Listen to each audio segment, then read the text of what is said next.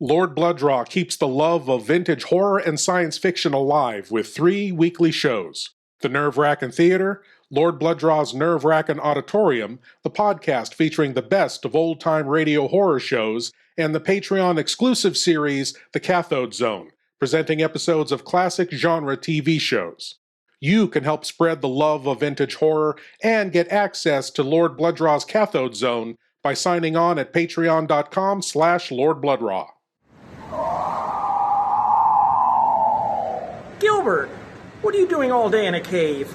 Oh, I know. You're waiting for the next broadcast of Lord Blood-Rah's nerve-wracking theater.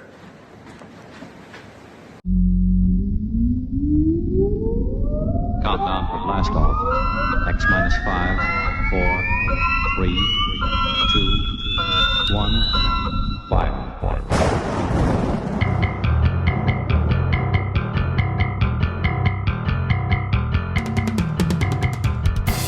Welcome to Lord Blood-Rah's nerve-wracking theater.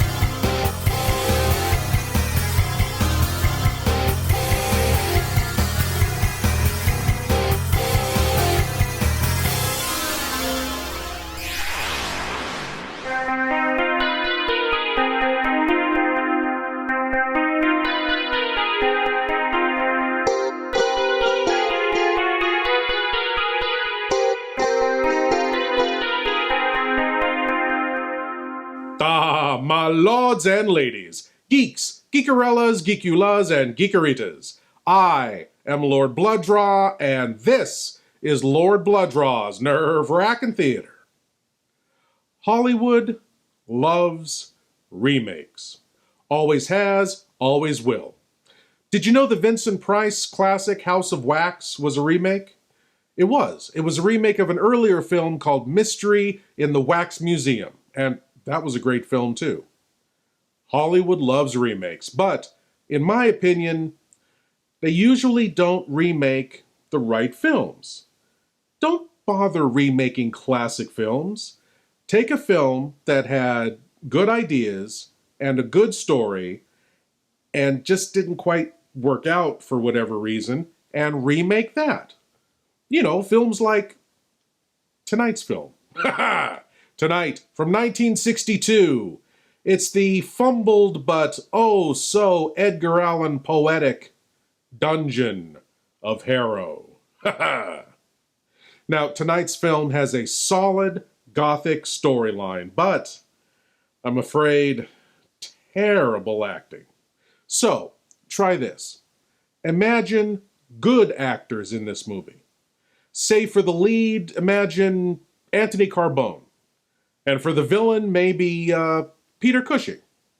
Give that a shot. See what you think of this film with those actors in it. Imagine that. It'll help.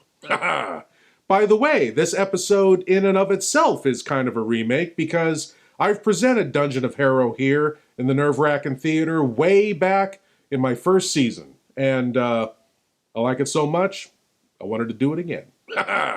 Well, my lords and ladies, imaginations engaged, and get ready for Dungeon of Harrow.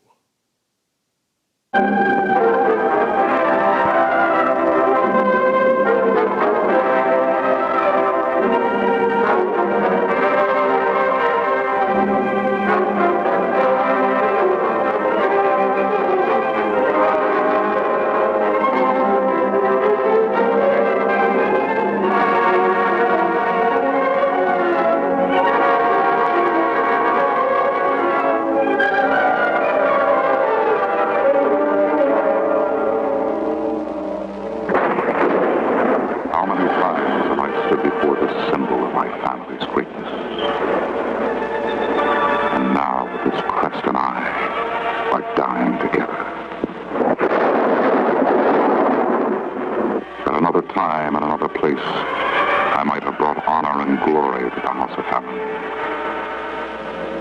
But instead, I shall leave a legacy of decay and unspeakable horror.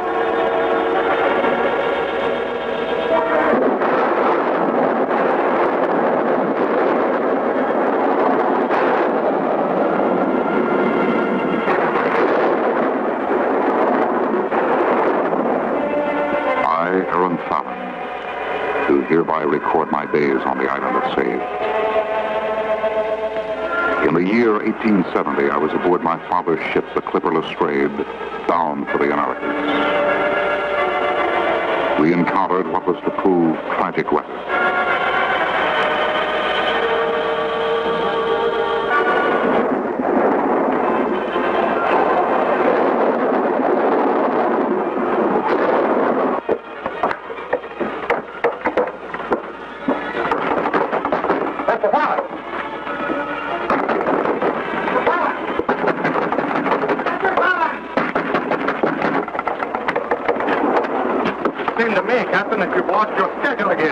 I cannot control the weather, Mr. Fallon. It is necessary that everybody assemble in the galley. We'll have better control that way. Very well. Those be your orders. I'll be along presently. We precious little time left, sir. He's breaking up fast. I'll get the devil out of here.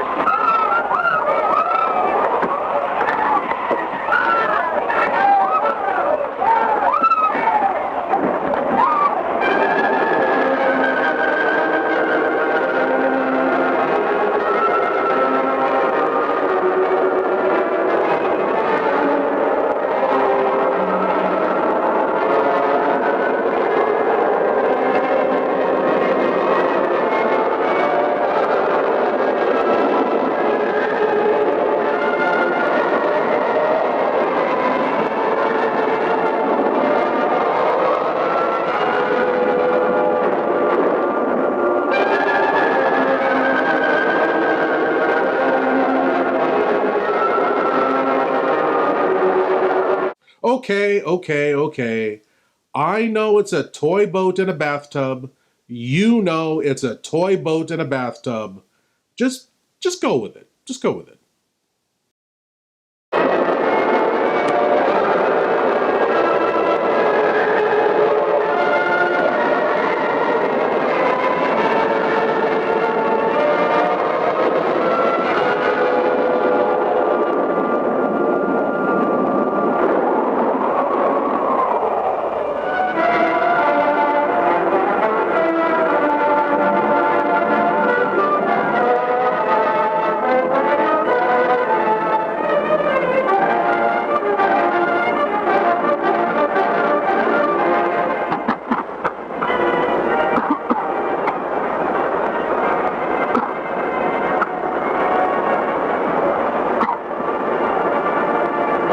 Coming around, Mr. Fallon. Been a lonely exile without you.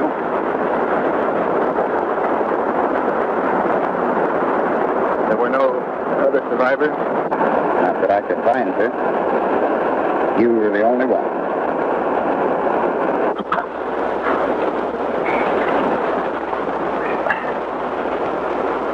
Look, Mr. Fallon. There.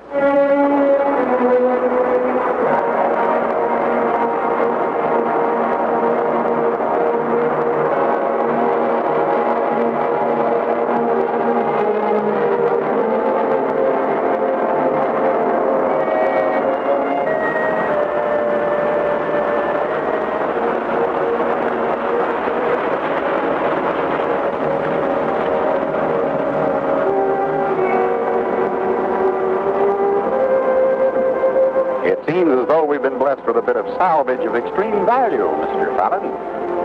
Hardly as palatable as food, but I'm sure you'll find it rather exciting.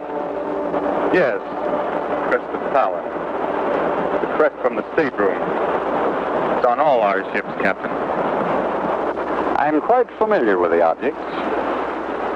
And if you'll be so condescending, we'll put it to a useful purpose. Might not be any banquet, Mr. Fallon, but tonight it'll seem like one. I'm not overly fond of fish, Captain. Tomorrow, See if you can find some game. I much prefer meat. Tomorrow may be better spent in exploration of the island, Mr. Fallon. There may be some life on this island, and if so, we'll be better off for having found it. So tonight, let's make the best of the fate, huh? Yes. Yes, of course you're right, Captain.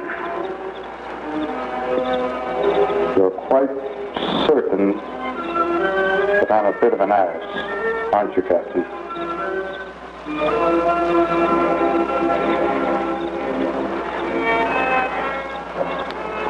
Ooh, a cliffhanger. What do you think he's going to say? Do you think the captain's going to think this is the perfect time to tell his boss off? Or do you think he's going to try to play nice and hang on to his position, assuming they ever get rescued from that island? Let's take a poll. Let me know what you think. Hands up if you think the captain is going to tell Mr. Fallon off. Okay? Now, hands up if you think he's going to try to play nice with Mr. Fallon and hang on to his job. Okay? Now, you know I can't see you, right? This is not the way this works. Put your hands down. Please leave your eyes at the door. You will not need them. Lord Blood-Rah's nerve-wracking auditorium presents the best of old-time radio, horror, and science fiction. Tales of terror and the uncanny that unfold on the stage of your imagination. Come experience the magic of old-time radio horror. Lord Blood-Rah's nerve-wracking auditorium is available on Spotify, Apple, Google, and other podcast providers. Lord Blood-Rah's nerve-wracking auditorium, when you seek the darkness. From the depths of hell comes The Devil's Messenger, starring the master of mystery Lon Chaney and Karen Cannon. You could leave my message. You'd have to go back. Up there. Oh, I can't. I won't go back. You delivered that to a Mr. Donald Powell. Don't be afraid of me. The Devil's Messenger delivers gifts from hell, turning man into a ravaging beast. I took a picture of that old farmhouse. There's nobody in the picture. You saw it. Was there anybody in it? No, there wasn't. Somebody has come out of that house, and they're coming toward me. Back from the dead, his lovely victim seeks revenge for her horrible death at the hands of a man driven mad by a gift from hell.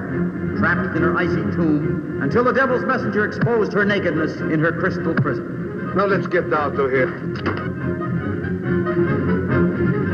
She becomes the object of a scientist's lust. His consuming desire for her drives him to commit murder to keep her for himself. Not since Eve received the apple have gifts inflicted such unnatural consequences.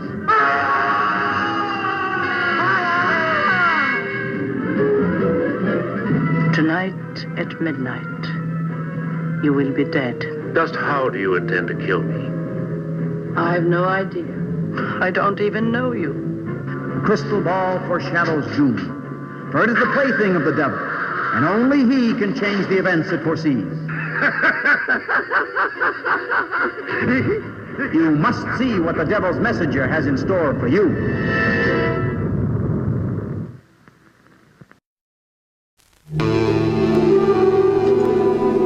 For 2 million years in these subterranean caves, a creature of superhuman evil was entombed in a wall of ice,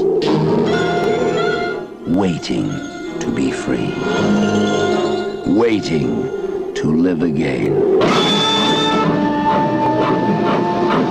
Travel with us on a journey into a world where nightmare becomes reality.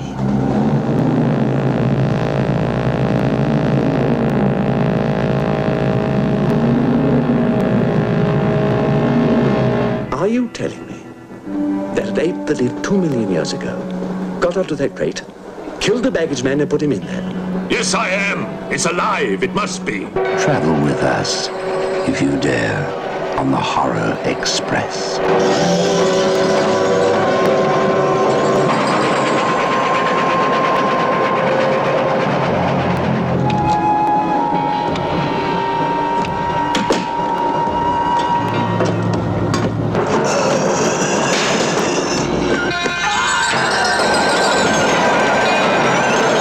We We'll search the train and find it, whatever it is, and destroy it. But if it's alive... I want this kept quiet. I don't want to panic the passengers.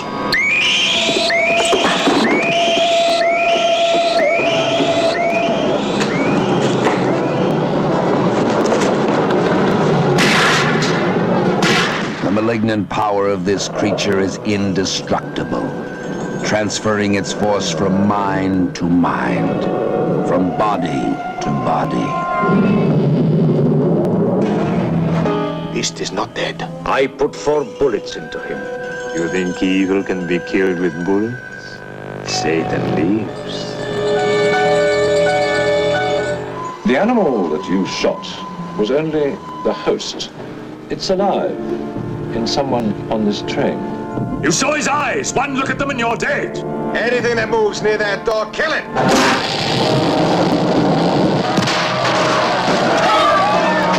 Run. Run for your life. Hide, but you can't escape.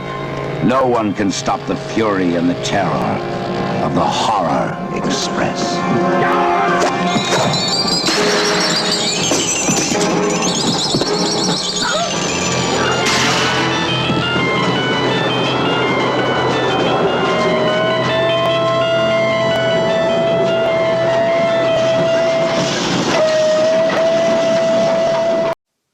As we return to Dungeon of Harrow, the captain answers Mr. Fallon's awkward question. I don't believe there's a yes or no answer to that, Mr. Fallon. I feel as though you have been bred to a set of standards that don't apply to every situation. By that you mean our present situation, I suppose.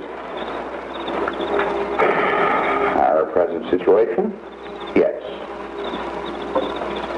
However, if you are indeed your father's son, Mr. Fallon, you have a strength of which you are totally unaware. And a strength that will rise up unexpectedly to meet any situation or any challenge. I knew then that the captain's tolerance of me was due to a deep and sincere respect for my father, and not just because I was the son of an employer. For the first time, I saw in the captain's face that wisdom and dedication peculiar to men who follow the dangers of the sea, but a strength that would crumble under the terror that was so suddenly forced upon us.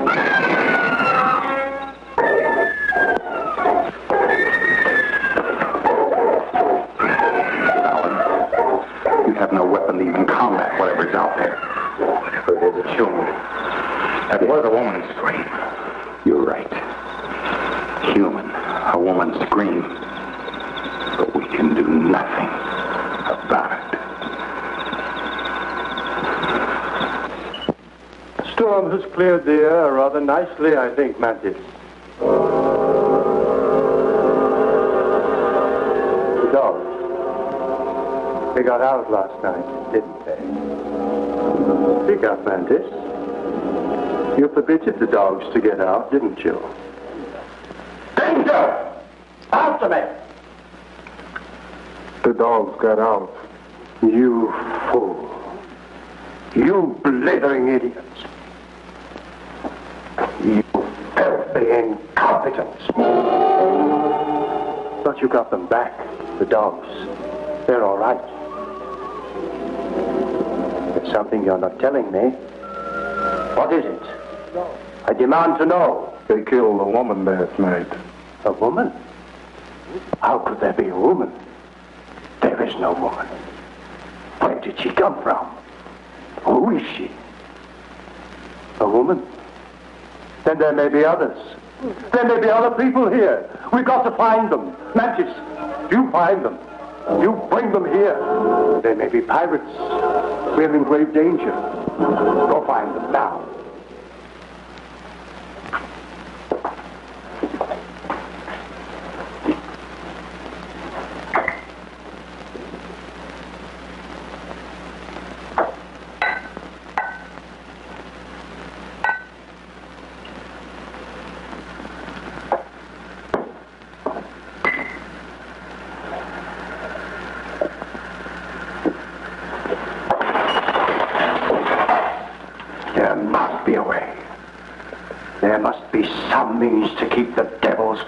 And not likely, my dear Count.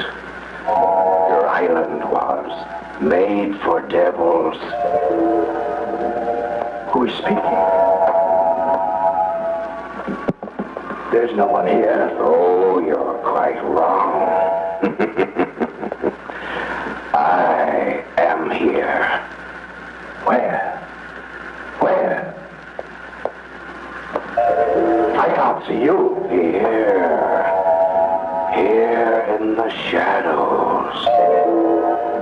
Look closely. No? No, you can't see me? No. No. I can't see you. Then I'll come a little closer. Can you see me now? Now. That is much better, isn't it?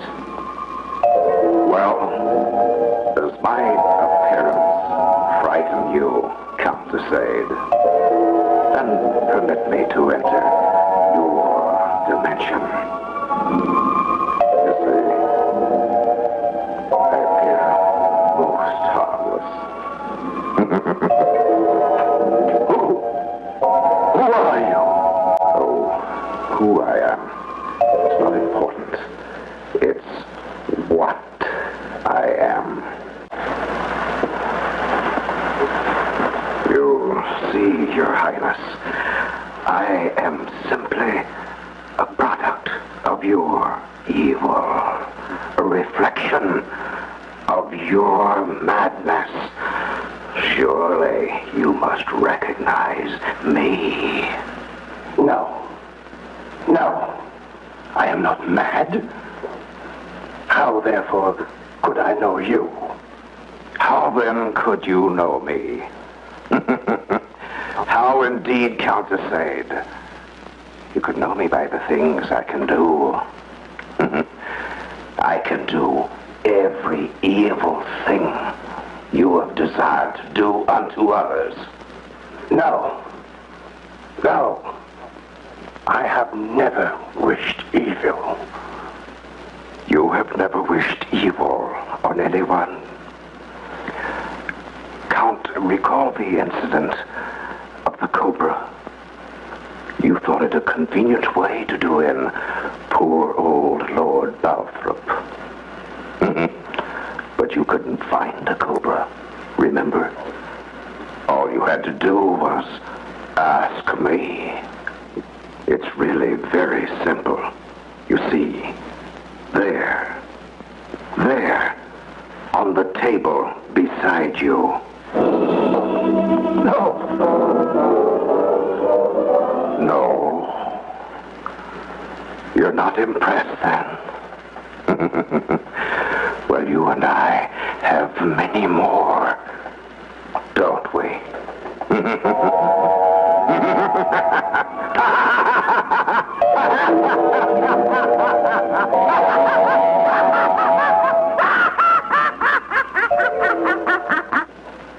Yes, we have many more.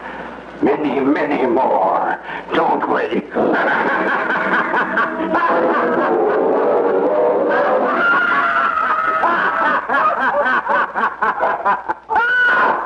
No, please, no! Very well. Another time, then. Obviously, His Highness is not amused. Now, do you still insist you're not mad? Perhaps it's the wine. Perhaps the wine is drugged. Yes.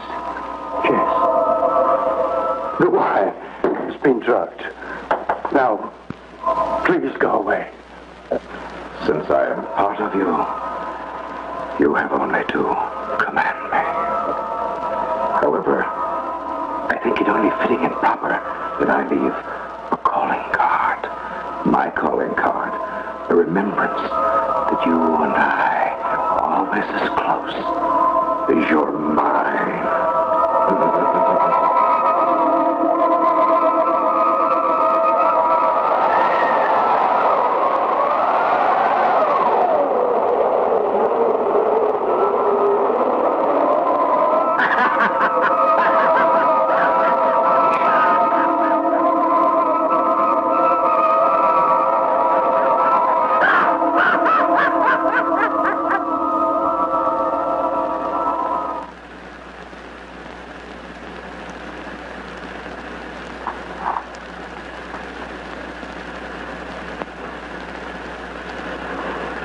The wine. Yes. It was the wine.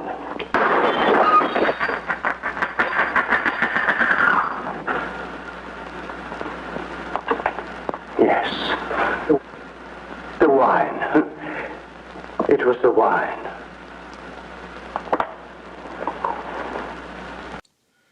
You know, Count de Sade's strange interlude there reminded me of an annoying hallucination I had the first time I hosted this movie. Oh, it was so many years ago. I could only afford green lights then, and I had yet to discover the comfort of chairs when this weird little skull-faced gnome popped in out of nowhere. And I Yes, Count de Sade, yes. I'm sure it was the wine. Oh, yes. Well, you know what they say. Candy is dandy, but wine will make you see foppish devils that throw laughably bad props at you. Cheers, Count de Sade.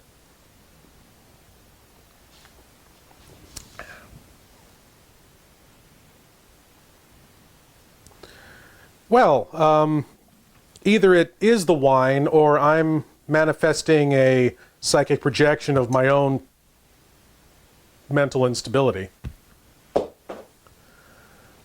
Well, at least mine isn't a chatterbox like Count de Sade's. Stop that! Well, we'll be back to our movie as soon as I figure out exactly what's going on here.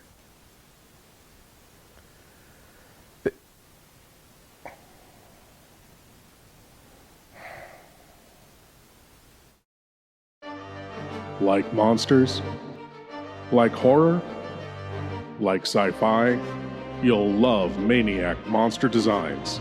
Stickers, enamel pins, patches, magnets, tees, pillows. Maniac Monster Designs for everything retro, spooky, and fun. You'll find Maniac Monster Designs on eBay, Facebook, Instagram, and at maniacmonsters.com.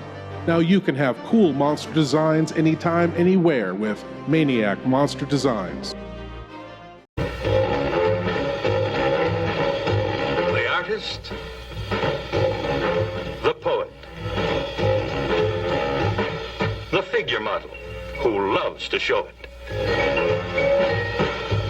You suppose he could be physically attracted to her? No, man, he ain't the type. You don't get enough vitamin E. All these are beat. All these you'll meet in a bucket of blood. Let us make the scene. Crazy? Come, enjoy yourself. Where the hilarious enjoy the horrifying. In a bucket of blood. No, you're gonna shoot me! Don't shoot! Come to the land of living dreams, where realists dream of the unreal. Walter, you've done something to me. Something deep down inside of my prana. Oh, Walter, I want to be with you. You're creative. Beatniks at their bawdiest. The creative urge at its most primitive. I'm deeply moved, and I shall compose a poem. Love is art. Art is love. It's the weirdest and the wildest. I don't want to make statues anymore. I want to get married. To you.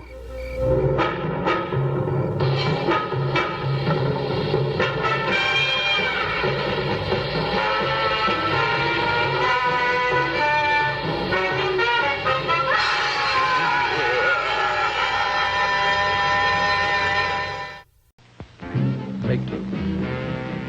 Everybody, but everybody, is going to our Ghost a Go-Go show.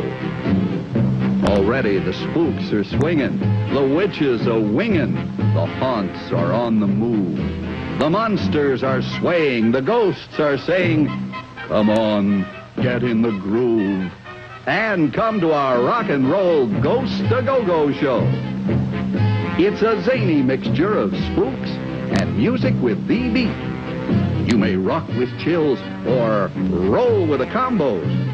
But whatever you do, you'll have the time of your young life at our Ghost a Go-Go show. It's new, it's different, it's tough.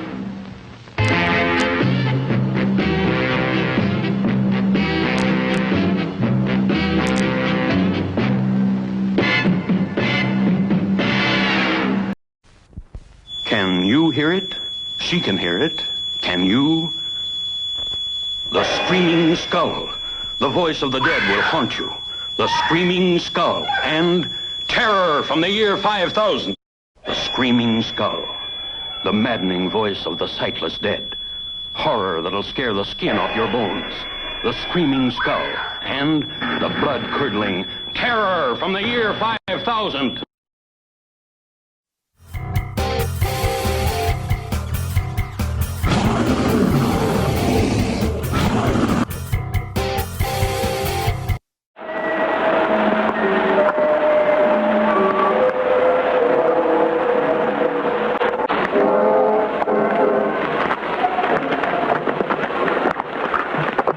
See? Scratch break this way.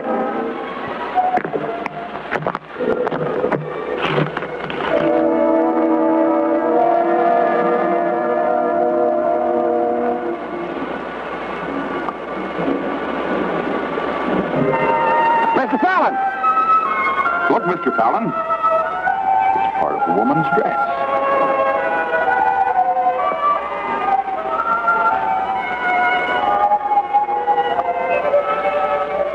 There was no doubt. We had found the place of the attack. The attack must have been violent. We looked like dog tracks. Captain, look!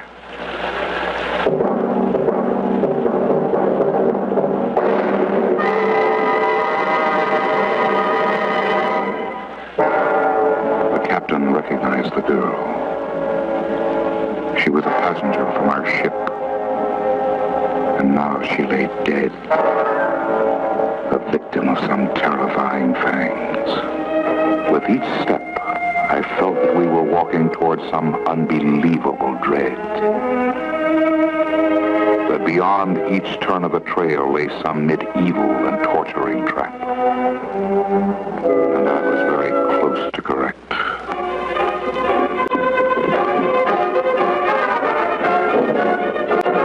Walked right into a damn trap. I've lost my knife and we'll reverse the shore. Maybe I can break out of it. For God's sake, hurry!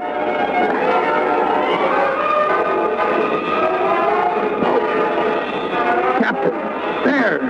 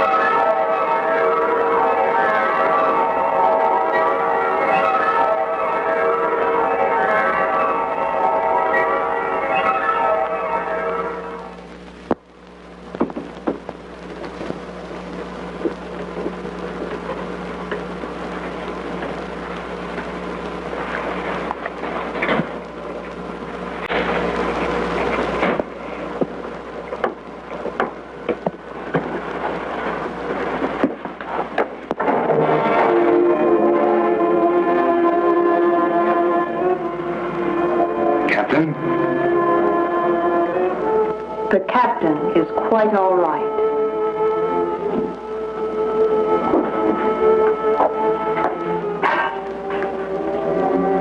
He's been given a potion. The pain was most severe. What? You're quite safe now. Go in the castle of Count Laurent de Sèvres. There will be time enough for your questions. It is important only to know that your friend will recover, and that nourishment awaits you. If your strength will permit, the Count requests your presence for the evening meal. I am grateful. The captain is lying on a very cold floor. In his condition, pneumonia could surely occur. You must have accommodations. I said your friend would recover, sir. The Count has seen fit to offer lodging and refuge. I'm not in a position to question the extent of his hospitality. If you desire to put the captain in your bed, by all means do so. I was sent to announce that the Count has elected to share his evening fare with you. An obligation I have now discharged. If you wish to show your lack of gratitude by refusing, then I'll relay your indiscretion. I most certainly want to meet the Count. If you would permit me a moment.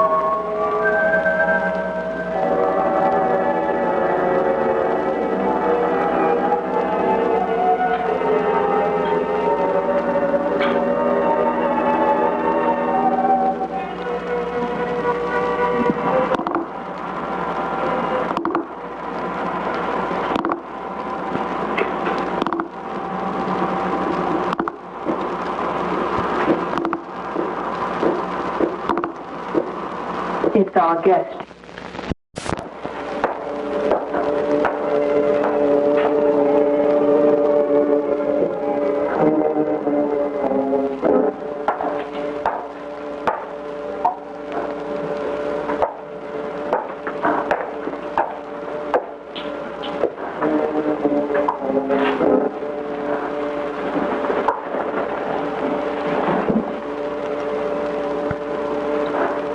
I'm in your debt, your lordship. Please, sir. The Count will not tolerate conversation during repast. You may tell the Count he can damn well go to hell.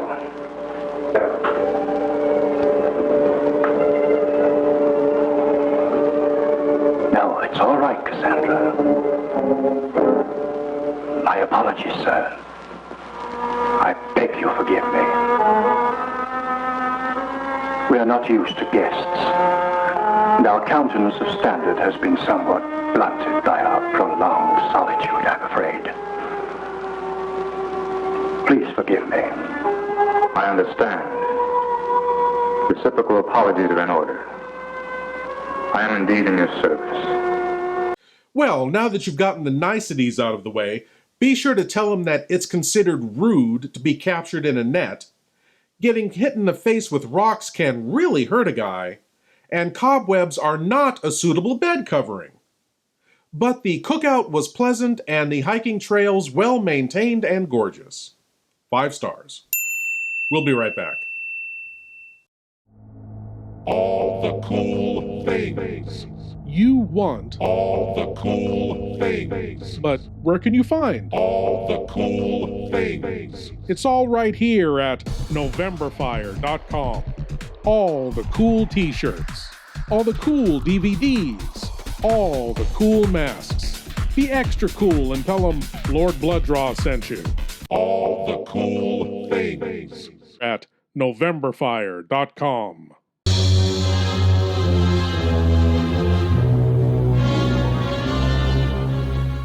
Come in. I surprised her in her room. She was not alone. With my own hands, I killed her. Starring Boris Karloff. Take this gun. Escort this gentleman from the castle. If he resists, kill him. The Terror. His evil mystic powers go beyond man's wildest imaginings.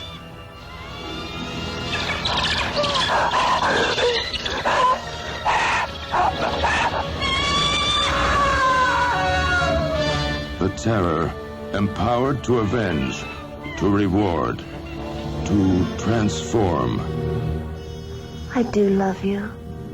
Is she a blood and flesh beauty a man can enjoy? I am possessed of the dead.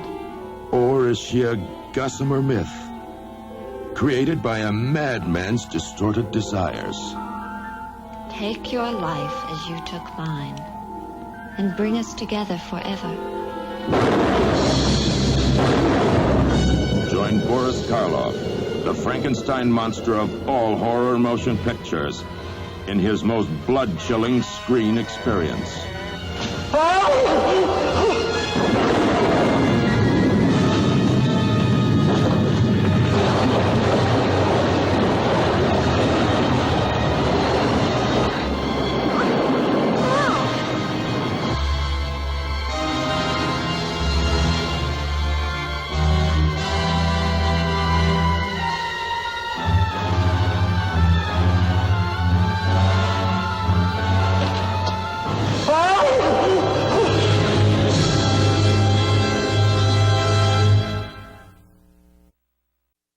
Hey, you want to drag, huh? Rev it up.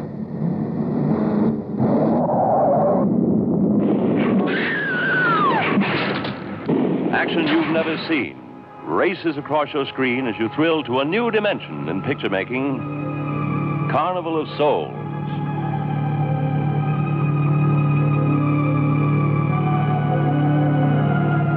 This is the shocking story of a who crawled from the river to race through a nightmare, walking a tightrope between heaven and hell. From the unreal, she crashes through to reality.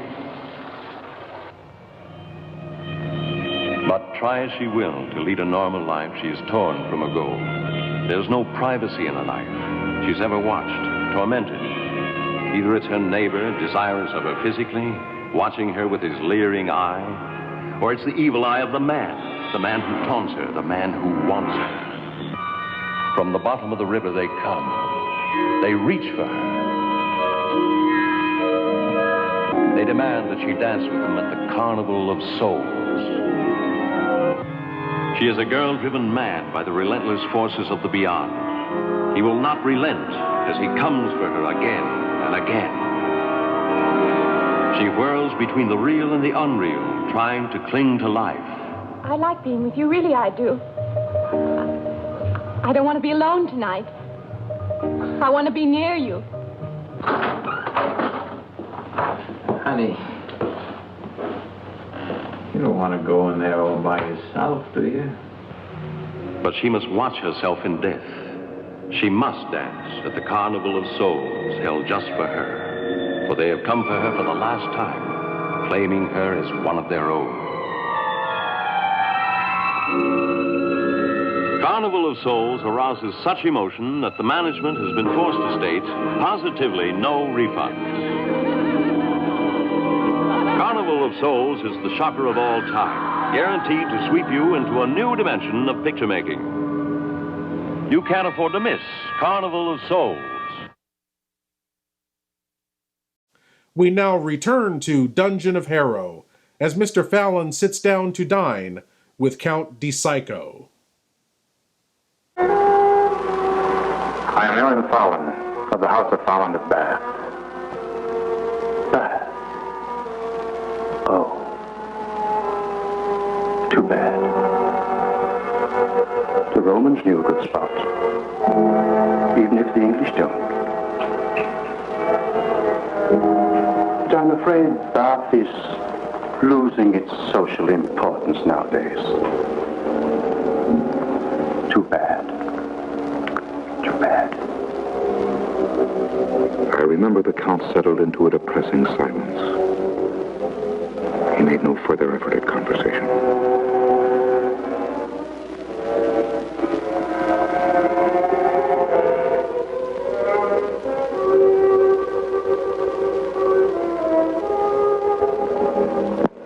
I suddenly felt some strange compassion to analyze my host. But all but a few salient and frightening clues eluded me. His face bore the sallow pallor of a lifetime of dissipation. And his eyes held that familiar paranoid glint of royal inbreeding that left no doubt. Yes, my host was quite mad. And Cassandra. Her haunted face revealed only a portion of the racking torture of her inner torment. This observation of unhappiness and despair was verified by the event that was so soon to follow. I feel ill. May I be excused, your lordship? No, you may not be excused. Tonight we have a guest, Cassandra. Tonight, it will be like the days when the Countess was alive. There will be talk, an exchange of personalities. Don't you find that refreshing, Cassandra? Tonight you can put your trivial babbling to one side, and Mr. Fallon will talk. Yes, we'll listen to Mr. Fallon.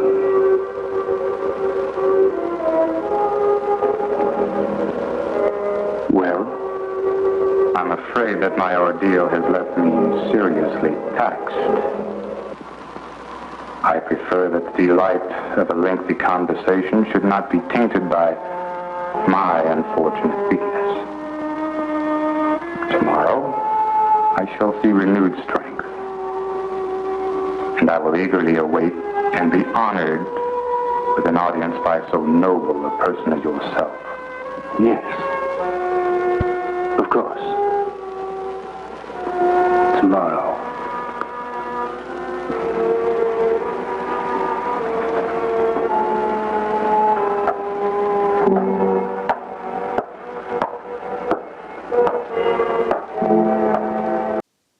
It sounds like she has hooves.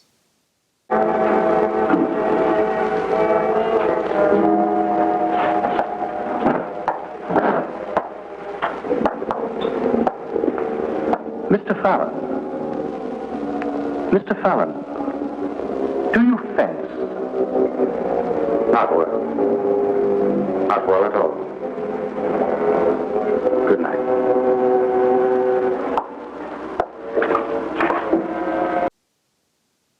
Oh, no hooves. Just really loud heels.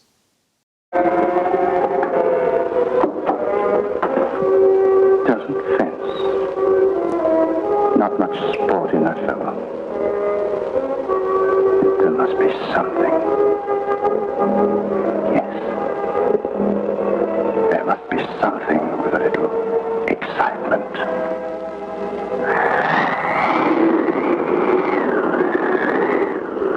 These halls get quite drafty at night. Cassandra, it isn't necessary for you to show me to my room. I can find it all right. I must, Mr. Fallon. The Count insists. Make it. Good night, Cassandra. And thank you. But, Mr. Fallon... Good night, Cassandra.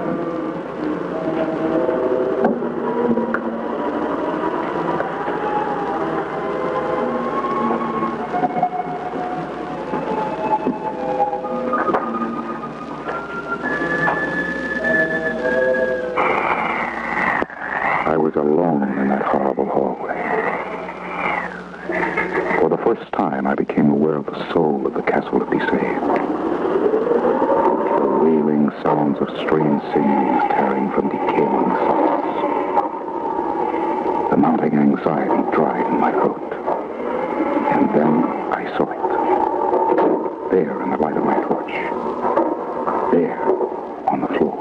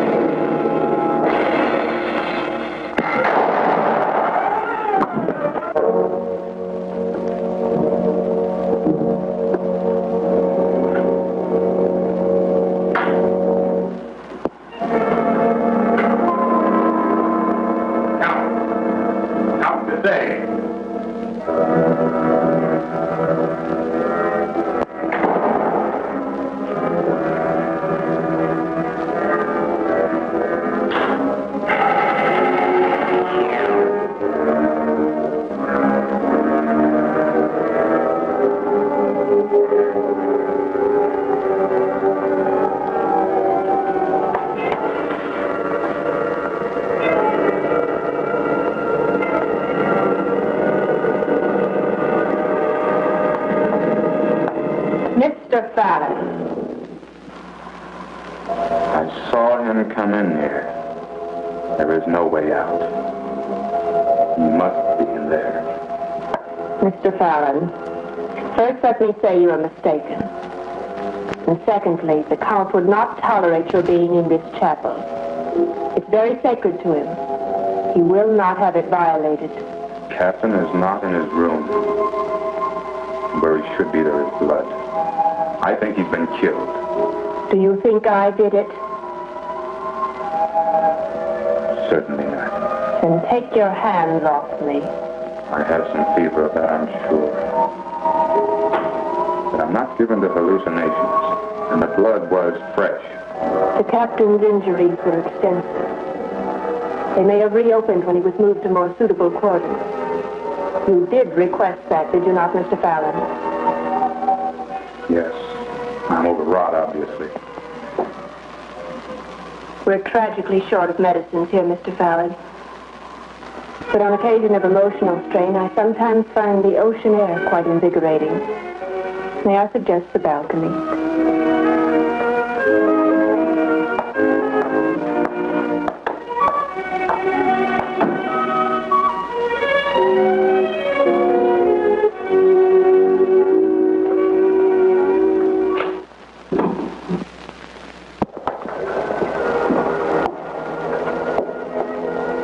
One night in the fog is light. He was almost attractive. As it is, it's almost frightening. There are many things about this island that are frightening. And I think this castle most of all. Frankly, I shall be most happy when I've sailed and left it far behind. Fears have a way of diminishing with time. I think you'll find that's true, Mr. Fallon. Theories I have no intention of testing, Cassandra. You know, my lords and ladies, the writer-director of tonight's film, Pat Boyette, went on to have quite a successful career in comics in the 60s and 70s. He worked on such titles as The Many Ghosts of Dr. Graves, Ghost Manor, and The Peacekeeper, a superhero he helped create. I'm betting there's a lot more action in those comics than in this movie. But, well, what are you going to do? We'll be right back. This is Lord Blood-Rah. This is a Lord Blood-Rah t-shirt. These are Lord Blood-Rah DVDs. These are Lord Blood-Rah patches, buttons, and enamel pins. And this is where you can get all of these. We now return you to your lives already in progress. From ancient Genesis to the modern screen, the name written in blood, Ega! If I could just call you on the phone. The code of the ghost, not the sign of the toad. Nobody lives on the Brownsville Road. Thrill to the newest recording star, Archibald Jr. Oh, the screaming this way. See ravishing Marilyn Manning in a thrilling, chilling story.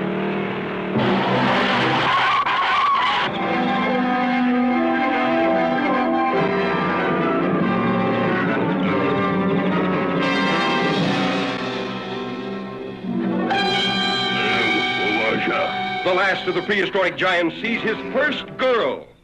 Noah. And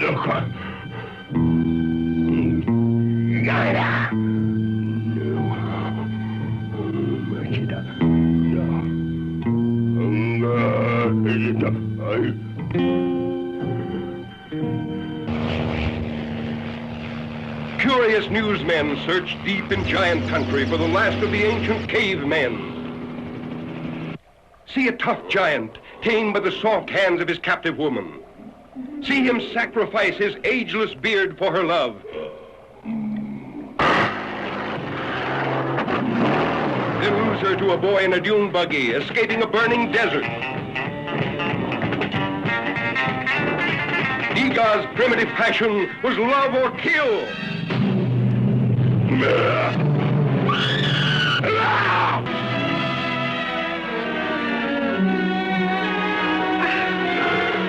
Hear Ega talk, the ancient language of love, used at the beginning of time.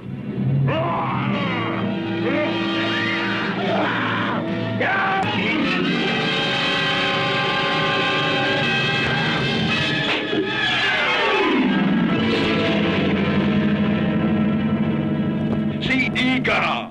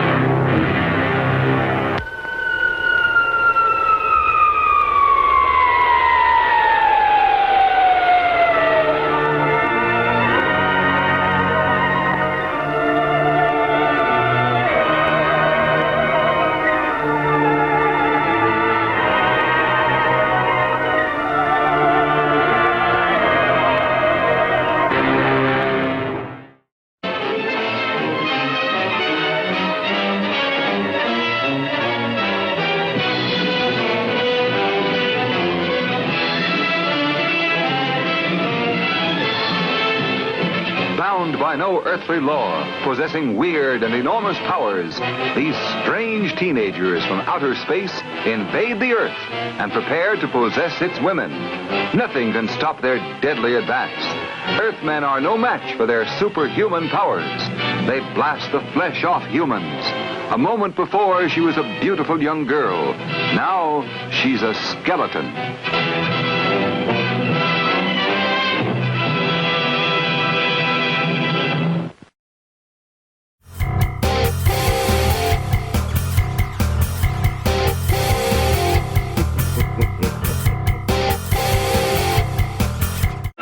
When does the next boat arrive? Boat? There are no boats, Mr. Fallon. We're in exile, sir. We've been severed from humanity. We're a cancer. We've been cut out. I don't understand. I know you don't.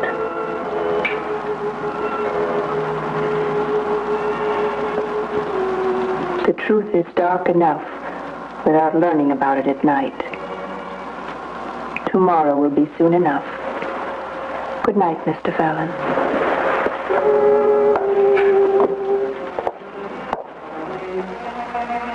It was inconceivable that no ships came to this island. I felt that Cassandra was trying to add to my uneasiness. That she was closer to the Count than she appeared. That she was a part of his evil.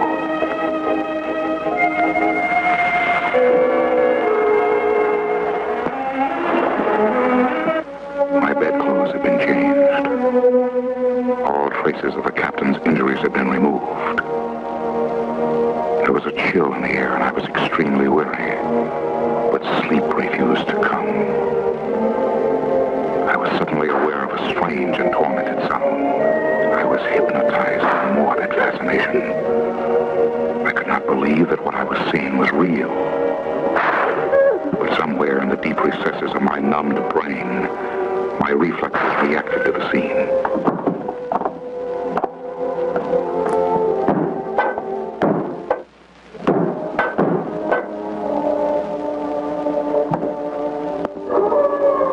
The room was dark. Whatever terror was present in the castle had now been removed from my sight. But I knew that somewhere in this massive, dank crypt, it was continuing.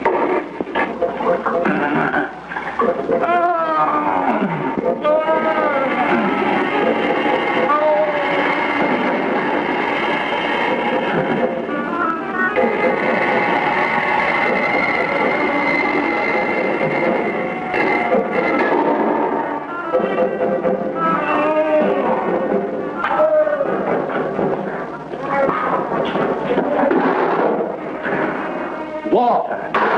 You gave that pirate water! Traitor! Traitor! You have betrayed me! You have cast your lot with the enemy! How dare you defy me? But no, you're right. We mustn't let him die. But you turned against me.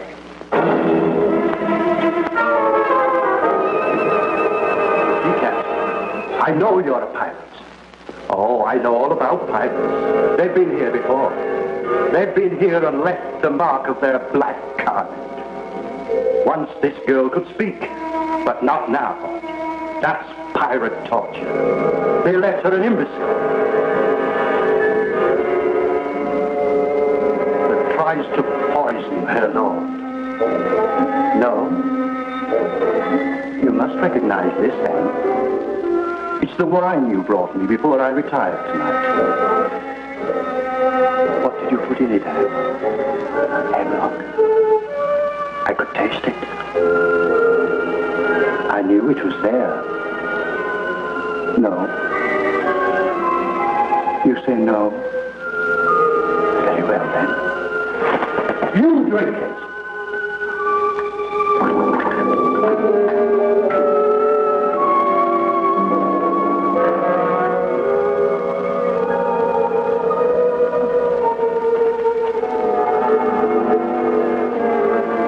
Take long. Hemlock is very fast.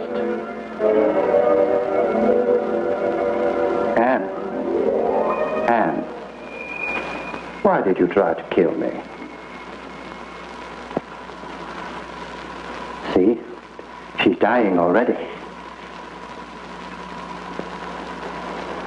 As you would have me die.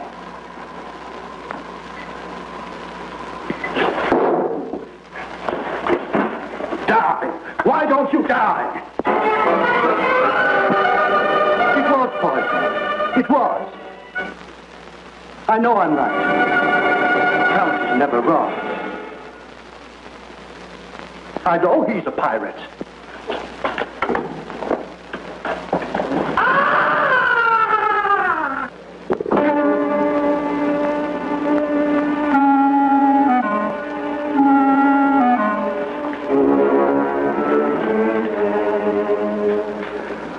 Let me assure you, Miss Cassandra, that the event I witnessed last night was not my imagination, but a very real happening.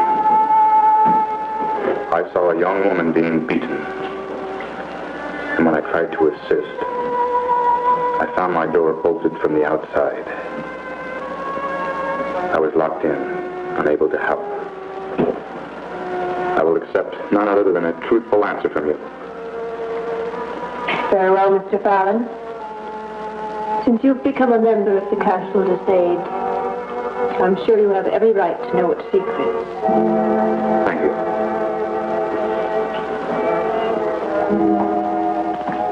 The story would begin with this portrait, I suppose. She was a beautiful woman, the Countess, and much loved by her husband. So much so that he insisted on marrying her, even when he learned of her terrible illness. There's no illness in the portrait. You're quite wrong, Mr. Fallon. It was there. The faint beginning traces may have escaped the artist, but not the physicians. You see, Mr. Fallon, the Countess was a leper. Oh my God, no. So what if the Countess was a leopard? Leopards are beautiful animals.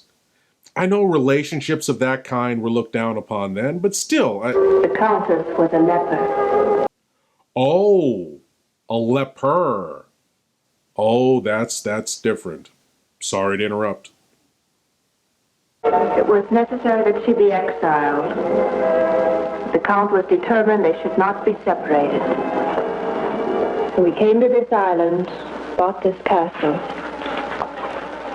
It should have been a story of love and dedication and sacrifice. But I'm afraid just the opposite was true. I can almost guess the rest. The Countess died very early, and the Count was forced to continue his exile because of his contact with her. That would have been endurable, at least, Mr. Fallon. No, it was much worse than that. The Countess did not die. She went insane. And in her madness, there was only one moment that she chose to relive. Her wedding night. Day after day, wearing her wedding gown, reliving her marriage. Eventually, it was necessary to lock her away. Are you saying the Countess is not dead? Yes, the Countess is not dead. And where the devil is she? In the dungeon. By now the disease is quite advanced. Rather than face what she's become, the Count prefers to think of her as dead. This is most tragic. This explains the reasoning why the Count is a little deranged. It's worse than that. He's insane. Criminally so. Thank you. How are you involved in this? I matter very little, Mr. Fallon. I'm in the service of the Countess' payment of my father's debts. I was a nurse. Now I'm not much of anything. I try to give some comfort to the Countess, but it's extremely difficult. To the girl you saw being beaten, her name is Anne. She was the hostage of pirates who once attempted a raid on this castle. She was mutilated and abused. She was left a mute. She's known brutality all her young life. First the pirates, now the Count. He repeatedly accuses her of trying to poison him. Her punishments are cruelly severe. He'll kill her someday. I'm not very reassuring, am I, Mr. Fallon?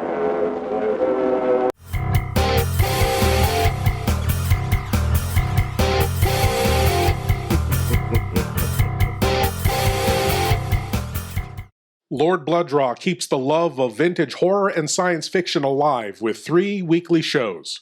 The Nerve-Wrackin Theater, Lord Blood-Rah's Nerve-Wrackin Auditorium, the podcast featuring the best of old-time radio horror shows, and the Patreon exclusive series, The Cathode Zone, presenting episodes of classic genre TV shows. You can help spread the love of vintage horror and get access to Lord Blood-Rah's Cathode Zone by signing on at patreon.com/Lord Blood-Rah.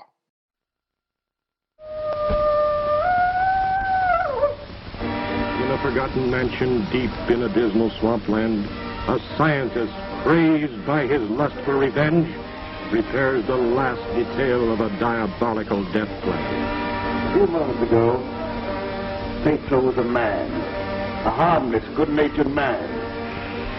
Look at him now. He's no longer human. He's a wolf, snarling, ferocious, lusting for the kill. The beast strikes swiftly, the first of 4 violent, fiendish murders. Into this crime-ridden situation, a reporter finds the biggest story of his career.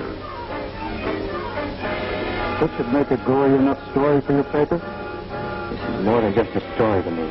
He was my friend. Joined by the girl he loves, these two follow the gruesome trail of the mad monster. Every lead proves false. Then, one night, a strange, ominous power draws this girl to a rendezvous with death.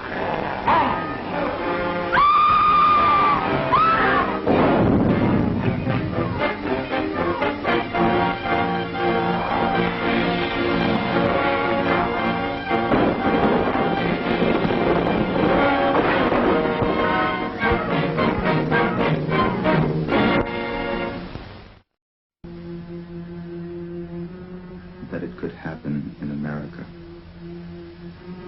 That it could happen now. That it could ever happen to me.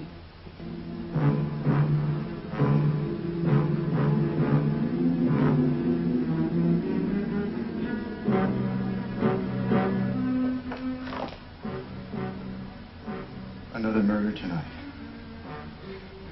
At Watergate. My apartment.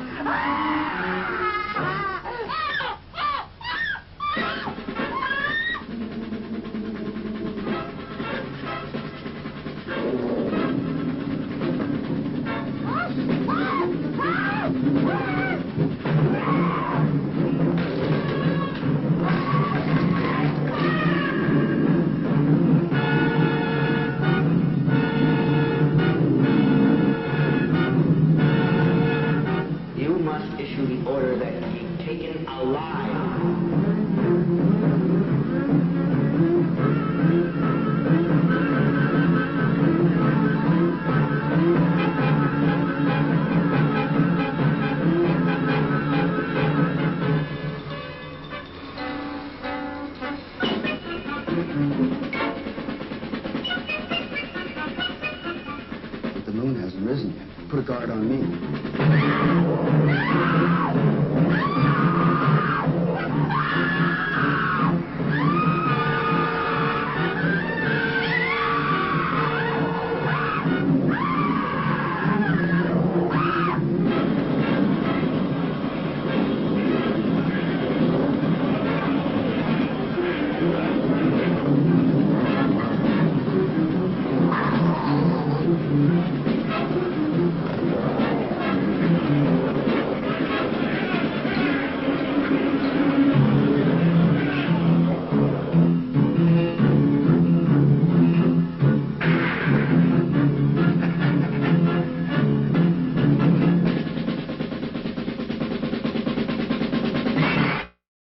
We now return to Dungeon of Harrow, where at about 1 hour, 10 minutes into the movie, we're getting a whole load of exposition about who everyone is.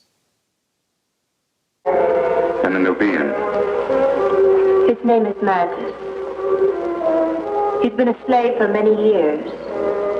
At one time, the Count was a great hunter, and Mantis was his gun bearer. He's completely loyal, and the only thing resembling normalcy in this castle.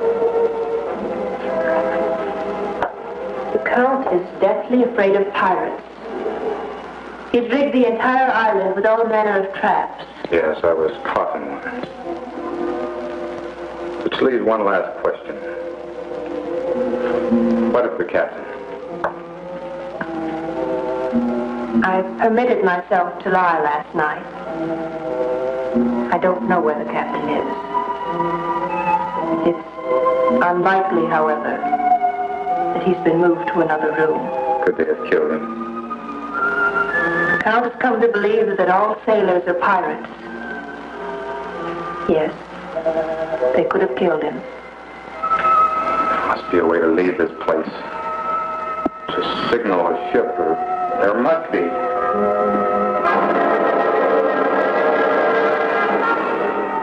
It's all right, Anne. He's a guest. Tea has a way of bringing things into proper perspective, Mr. Fallon.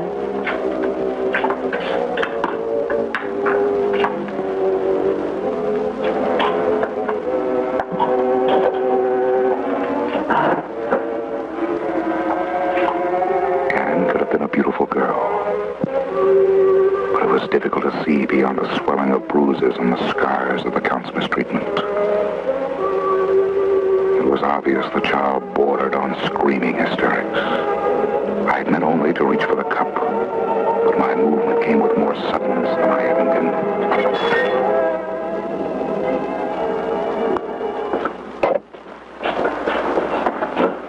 So, you have embarrassed our guest, Anne. Count, it was not intentional. I have suffered no injury. Please, I implore you, do not punish the girl. Since you have intervened, I will not be so discourteous as to override the wishes of a guest, Mr. Fallon.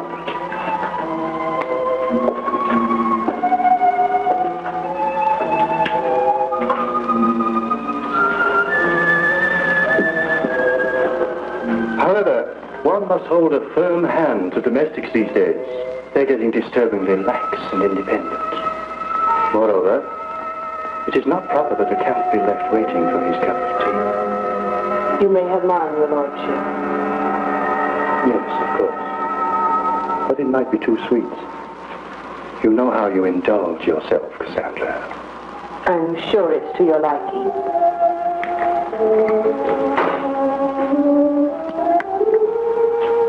Yes. Not bad. And now, Mr. Fallon, I was promised a conversation, and I intend to have it. Tell me about England, about the Americas, or any subject you choose. It'll be good to hear a new voice. Yes, I do have a subject. The captain of my ship. I demand to know where he is.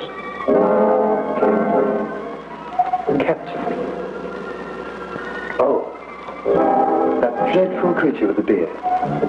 Oh, yes. Mr. Fallon, I'm grieved to bring you sorrowful tidings, but the poor man died last night. Now, let's talk about England.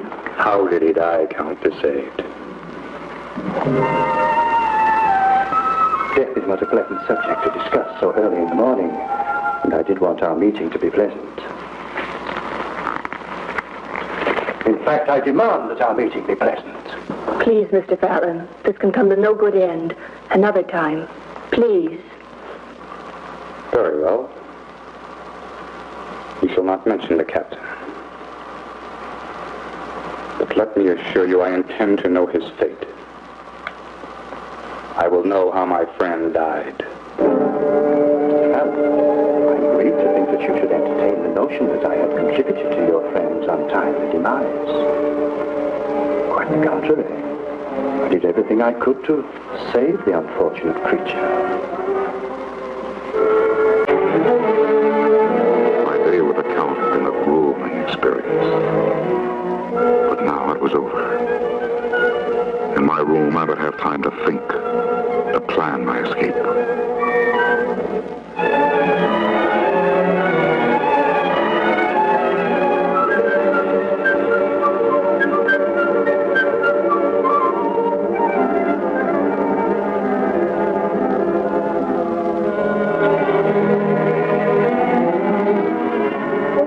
I suddenly had the feeling that I was being watched.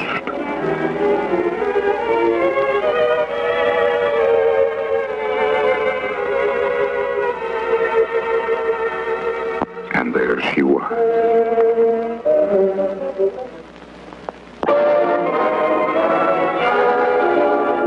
I had a new friend.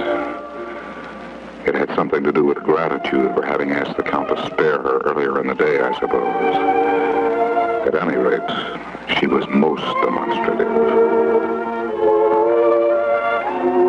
It's not that I find you unattractive, Anne, but it is quite improper for you to be here. Please.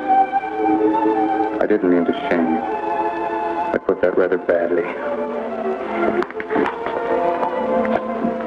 This is a time of great distress for me, Anne. I find it impossible to concentrate on the matters at hand. Anne, do you understand me? Do you know where the dungeon is? There was a man, a sea captain. Have you seen him? Is he in the dungeon? Was he killed? Is he in the dungeon now? Will you take me there? I must help him. Are you saying that you will help him? Then for my sake, Anne, do so. Anne?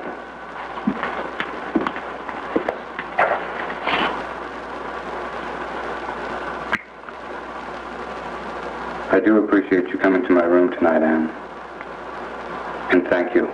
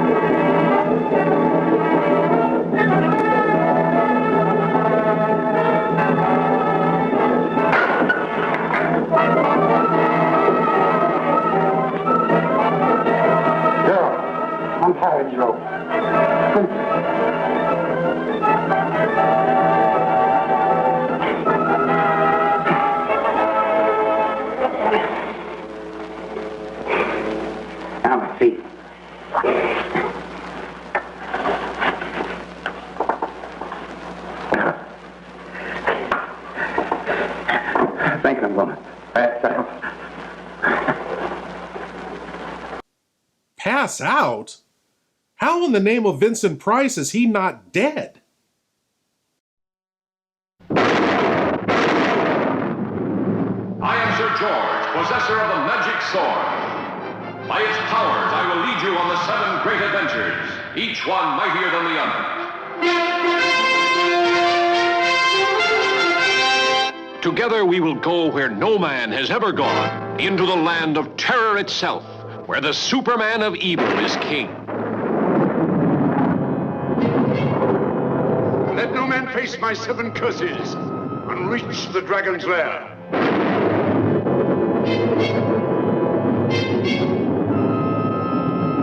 Together we will dare the demons of the green flame.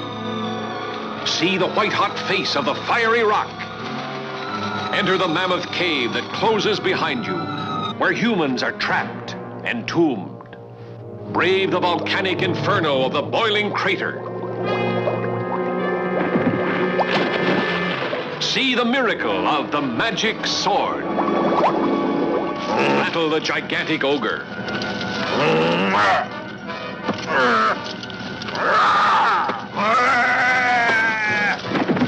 Gaze into the magic pool.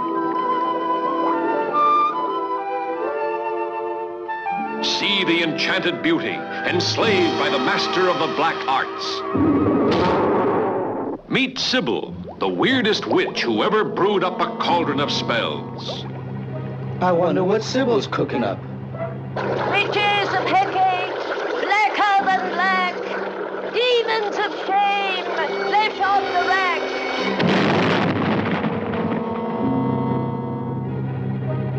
See the attempted rescue from the sorcerer's castle. See the terrors of the dungeon torture chamber. See the terrifying fate of the shrunken people, cast under an evil spell by Lodak, greatest magician of them all. See the two-headed dragon of Lodak that no mortal ever faced and lived. You will be thrilled to the hilt by the magic sword, none like it since the world began. The 2,000-year-old legend Hollywood waited until now to tell. The Magic Sword.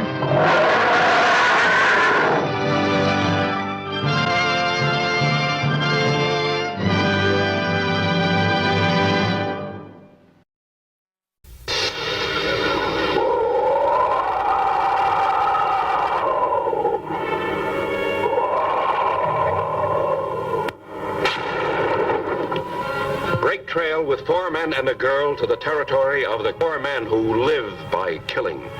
A girl who has experienced so much that only sadistic brutality can thrill her.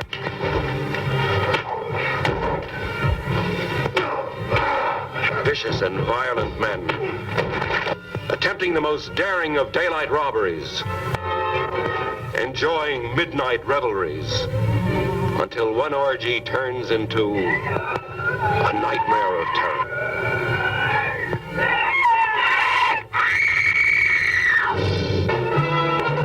Ride the ski lift to the very top in thrills. What I saw you wouldn't believe. Watch men who deal in death, meet and fight. The invincible beast from Haunted Cave.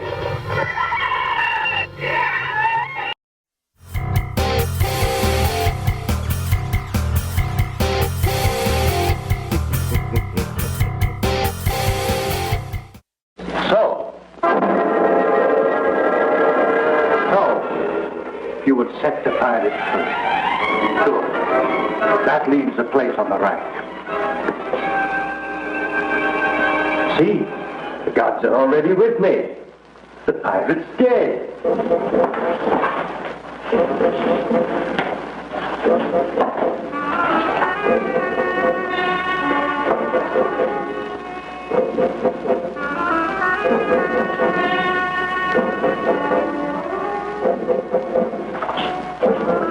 Mattis, make sure that man is dead.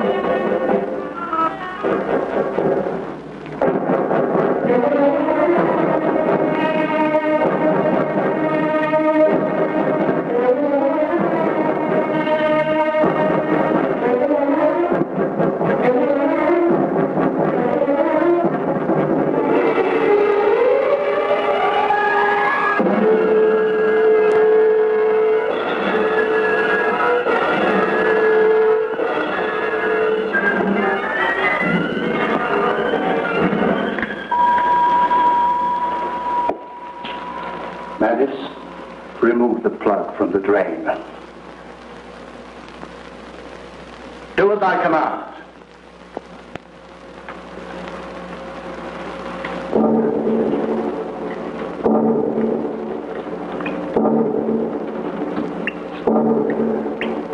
Good. He's dead, that pirate. He's dead.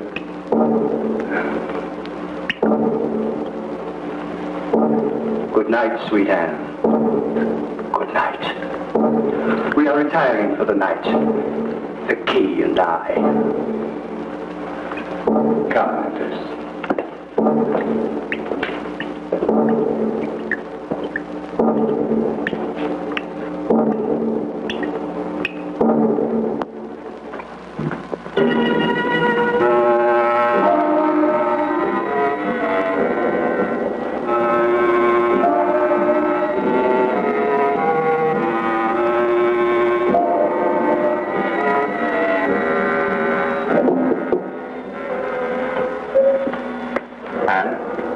No, it's Cassandra. Let me in.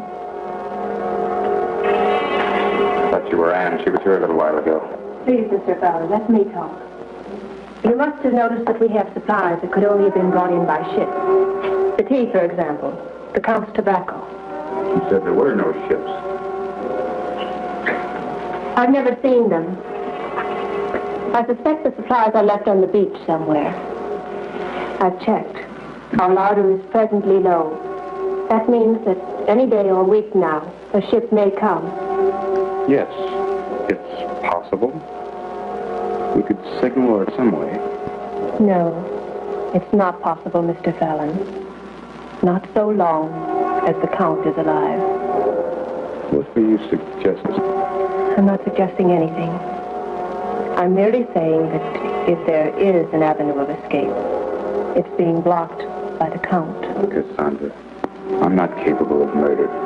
Murder is not a word to be applied to self-preservation, Mr. Fallon. I've never thought myself capable of killing either. I've condemned myself to whatever fate befell me. I'd almost forgotten that another world existed. But it does, and I want to be a part of it again. Is that too much to ask? Right or wrong or relative things, Cassandra. No. What you ask is not too much. I am asking the same thing. So we have a bond together. You and I. So, Bridget Cassandra has taken a lover. You have denied me, yet you have taken that boy. Mr. Fallon, you have defiled my hospitality. I have given you refuge, and you have become a thief in my house. Mantis, take them to the chapel.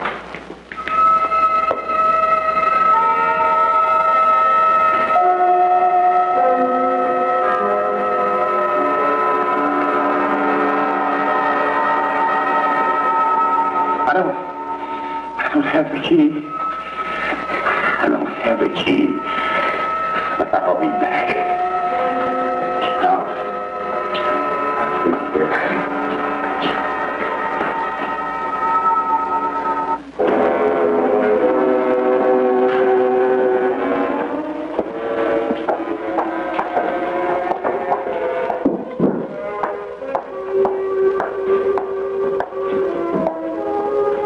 we are a cursed people, Cassandra.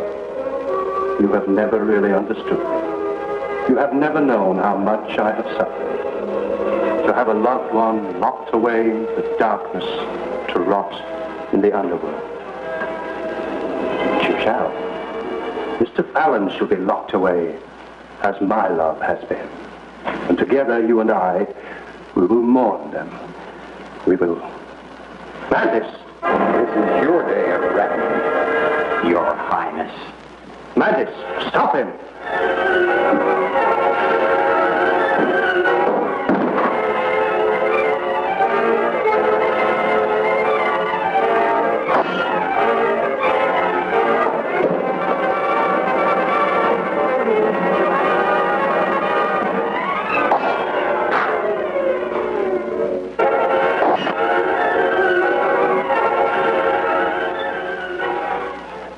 I told you that I would kill you, sailor.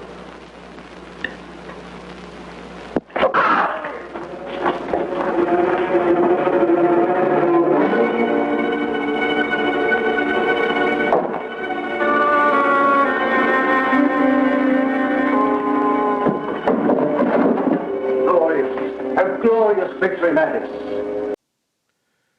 And so we say farewell to Captain Energizer Bunny. He just kept on going and going until he stopped. He took a lickin' and he kept on tickin', but unlike a diamond, he was not forever. Now he's tasting the rainbow. Can you hear me now? I'm loving it. Please leave your eyes at the door. You will not need them. Lord Blood-Rah's Nerve-Wrackin Auditorium presents the best of old-time radio, horror, and science fiction. Tales of terror and the uncanny that unfold on the stage of your imagination. Come experience the magic of old-time radio horror. Lord Blood-Rah's Nerve-Wrackin Auditorium is available on Spotify, Apple, Google, and other podcast providers. Lord Blood-Rah's Nerve-Wrackin Auditorium, when you seek the darkness. Feed me food. Oh, take it easy, Dracula. What do you think I'm carrying here, my dirty laundry?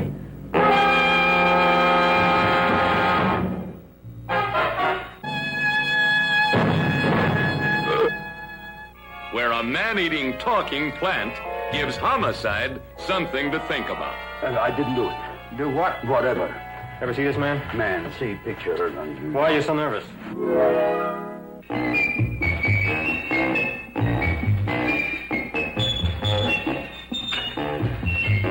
Oh, boy, you kiss good, Audrey.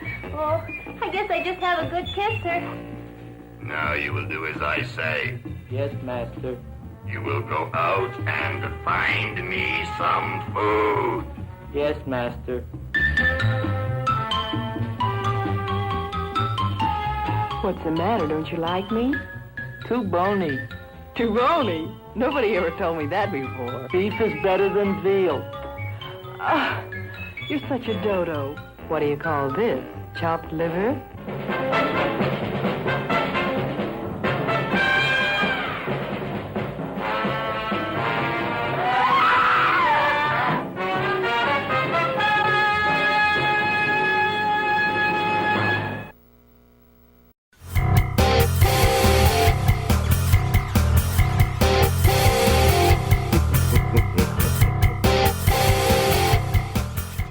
And now you, Mr. Allen. Make him do as I say, Mattis. Show him the sarcophagus.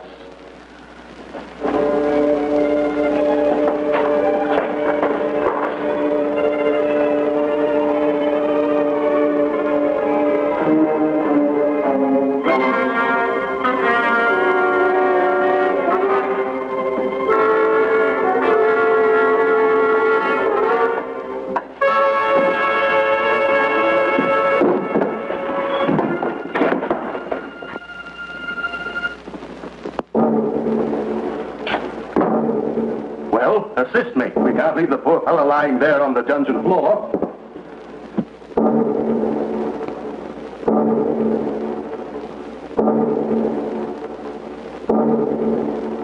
Chain him. Over there.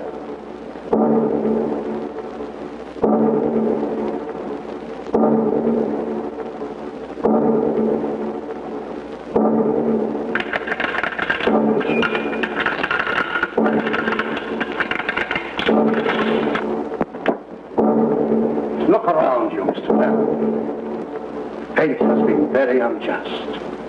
I have been exiled to a whole island, but you have only this room. You and the Countess. Behind that door, Mr. Fallon. She thinks it's her bridal chamber. And in a way, it's yours also. Goodbye, Mr. Fallon. Come, Mantis.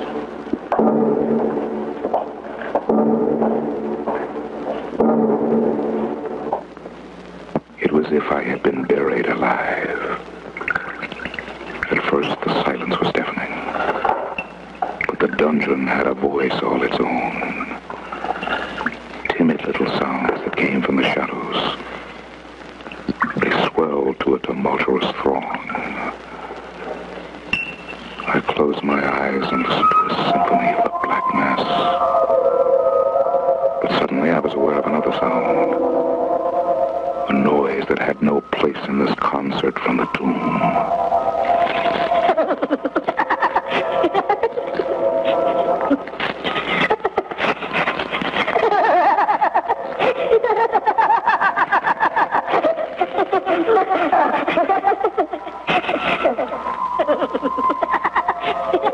I prayed that she would be unable to reach the latch. For a moment, my prayers had been answered. The hand withdrew through the opening. My imagination would not permit me to visualize what face belonged to that dead arm. But as the Count had said, it seemed that fate was destined to spare me nothing.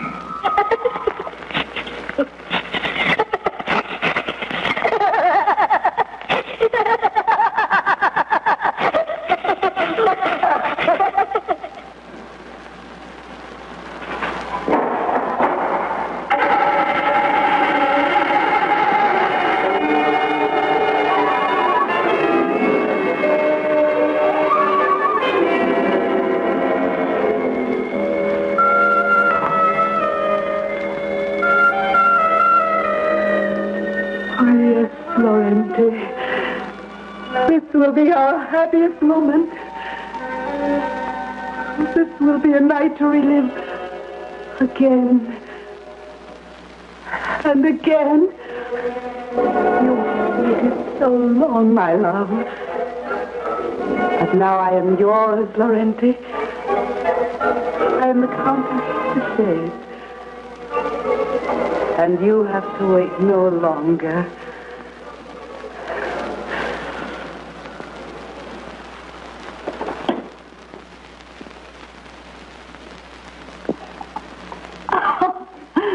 You're still shy, my husband.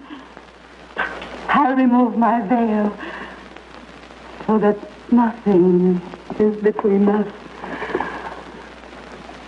My lips hunger for the kiss of your love.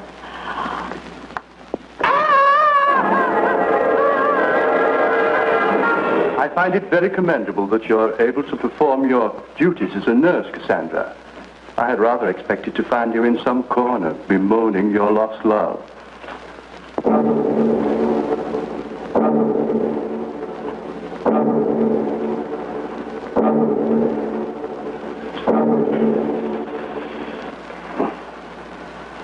The wound is very serious, Mantis.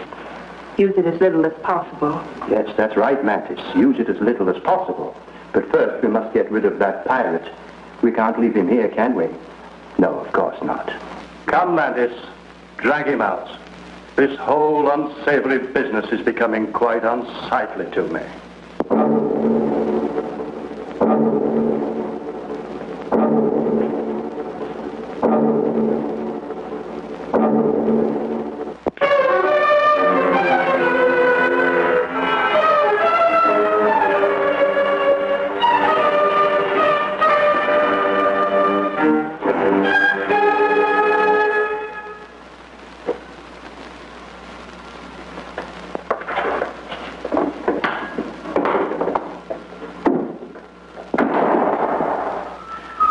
Was I worth waiting for, Laurenti? Have I made you happy?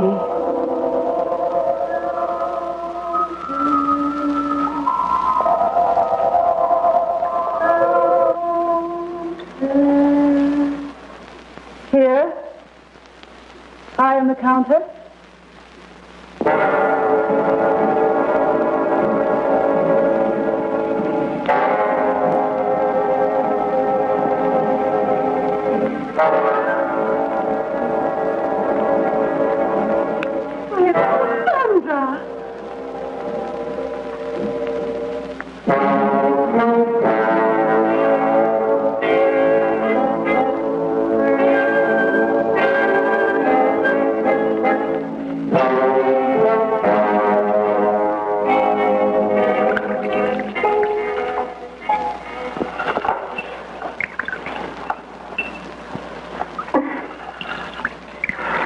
I'm sorry, I had to kill her. The Count is gone. There'll be no one to take care of her. I couldn't let her suffer. We must hurry, Fallon. Now is the time to escape. Oh, Fallon. Your hair. Fallon, must have been horrible. I came very close to becoming a permanent occupant of this dungeon, Cassandra. In fact, I'm not certain that I haven't crossed that thin line that separates the sanities. Not so, Fallon. Now there's hope. Now is our chance to escape. Let's take it.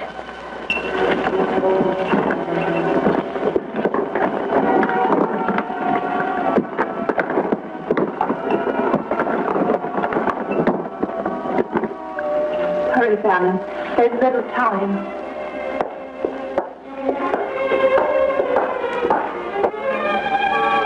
No matter how far we ran, the Castle de Sade seemed ever close. It became an inescapable, dominant part of the night.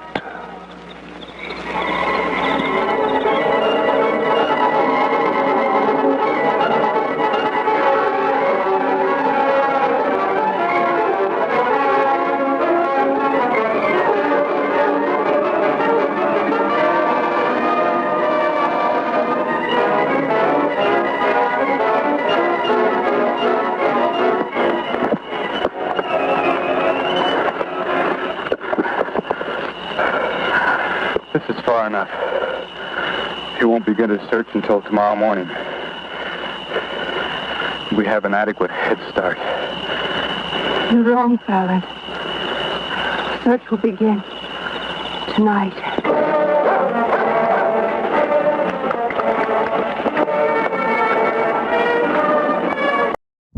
Assume the position and open your minds wide. It's time for your cranial cavity search. Yes, my lords and ladies, the cranial cavity search. Here's a chance for you great geeks out there to prove your geek cred by showing what you know. And tonight's cranial cavity search question is, do you know where you are, Bartolome? I will tell you where you are. You are about to enter hell, Bartolome. Hell. From which Edgar Allan Poe, Roger Corman film does that line come? A. The Pit and the Pendulum. B. The Conqueror Worm. C. Mask of the Red Death. Or D. The Raven. Do you know where you are, Bartolome? I will tell you where you are. You are about to enter hell, Bartolome. Hell. From which Roger Corman, Edgar Allan Poe film does that line come? Consider that, my lords and ladies, while these commercials beg for your consideration.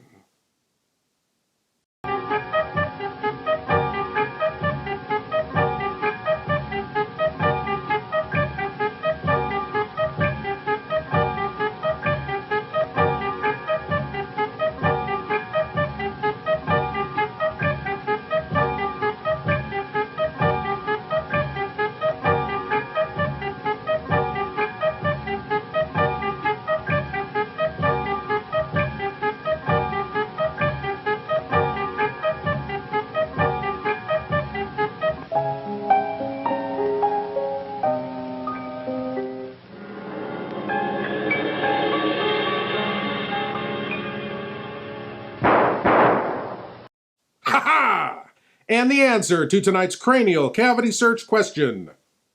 Do you know where you are, Bartolome? I will tell you where you are. You are about to enter hell, Bartolome. Hell. From which Roger Corman, Edgar Allan Poe film does that line come? It was A. The Pit and the Pendulum. Yes, my lords and ladies, The Pit and the Pendulum. The classic Vincent Price film made by Roger Corman based on the Edgar Allan Poe story of the same name.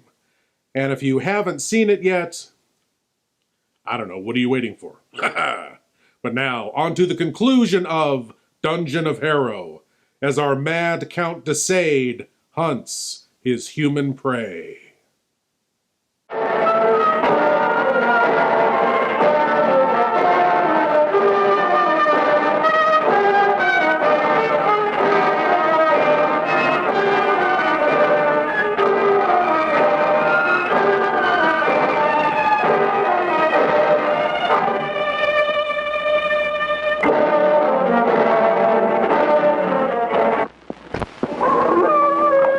I knew in my heart that escape was impossible. The Count was drawing close. Our reaction was one of panic. We had to find a hiding place.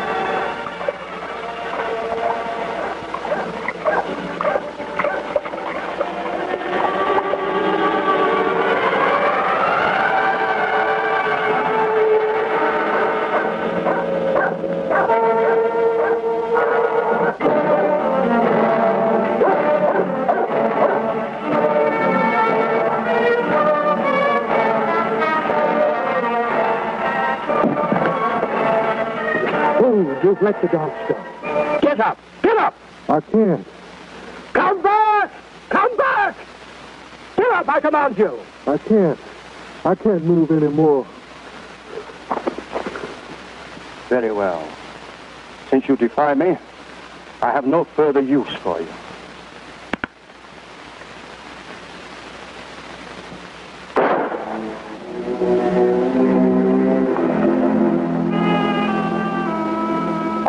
true what you say, even die.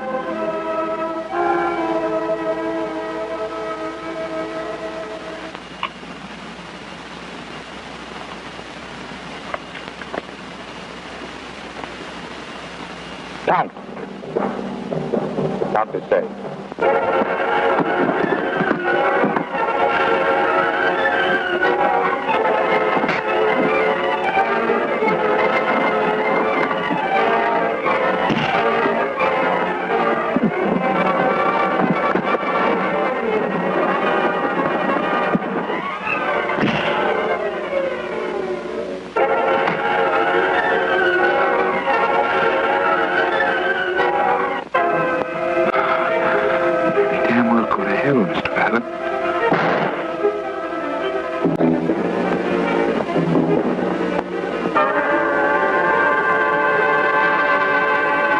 All over, Cassandra.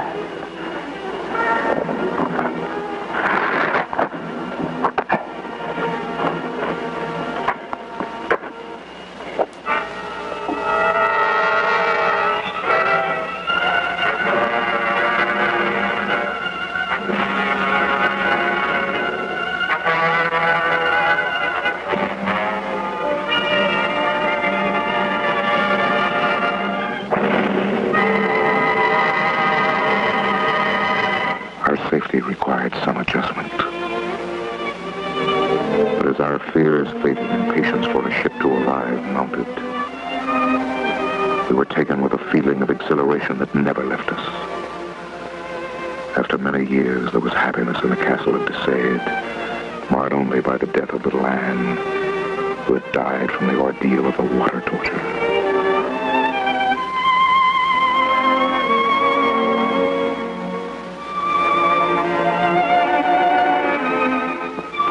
Turned out to be a long one. The days turned into months and to a full year.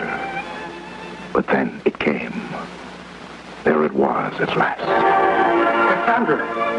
It's come at last. It's anchored out here. Hurry, Cassandra, hurry! Come, Cassandra. It's here. Anchored out here, Cassandra. I'm sorry, Fallon. Sorry, Cassandra. This is what we've been waiting for. This is our hope. This is our new beginning. Come, don't miss it. Come.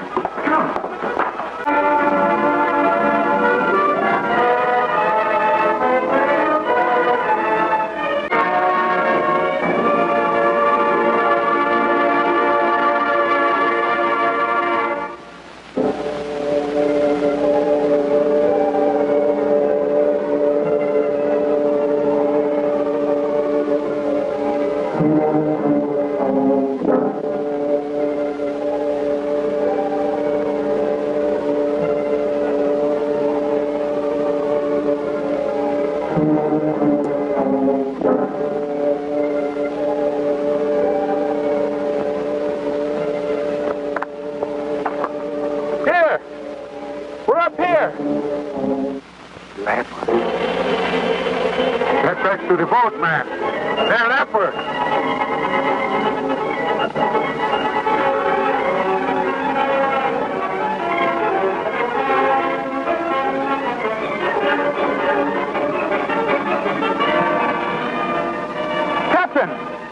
Captain, come back!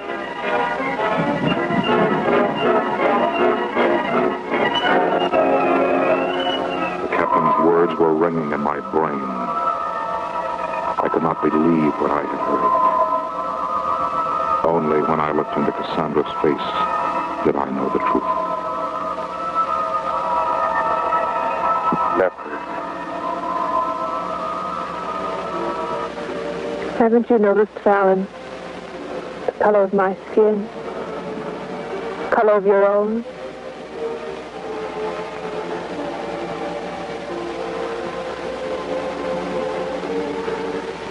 How long have you known Cassandra? The first traces were months ago, Fallon.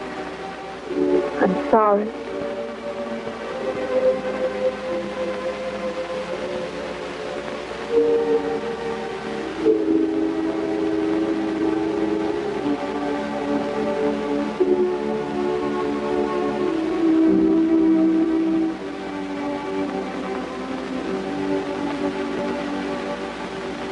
In the years that have followed, I have come to know what it means to be conquered by the castle it besieged.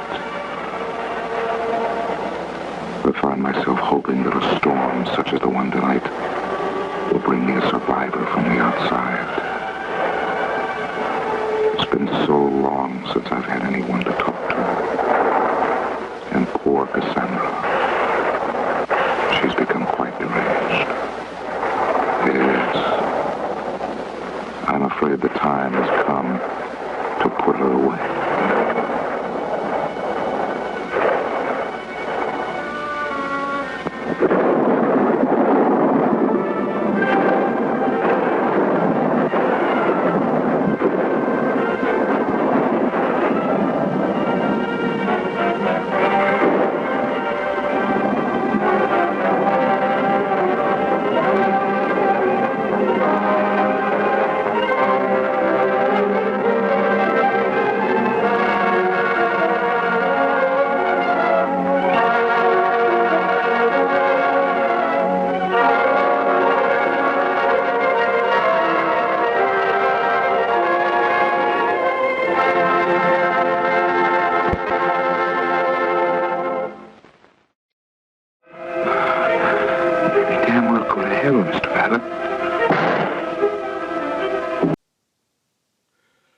Okay, so not only does Mr. Fallon become a ventriloquist, but who's Mr. Babbitt? I don't remember Mr. Babbitt being mentioned anywhere in the movie. Who's Mr. Babbitt? Oh, who I am. It's not important. It's what I am. Oh, that's Mr. Babbitt! Oh, okay, I wondered whatever happened to him. Okay, yeah, now that all makes sense. No, it doesn't. My lords and ladies, I want to thank you all for watching, and I want to invite you all back again next week when we'll do whatever this is all over again. Ha ha! As always, I am Lord Blood-Rah saying, geek out.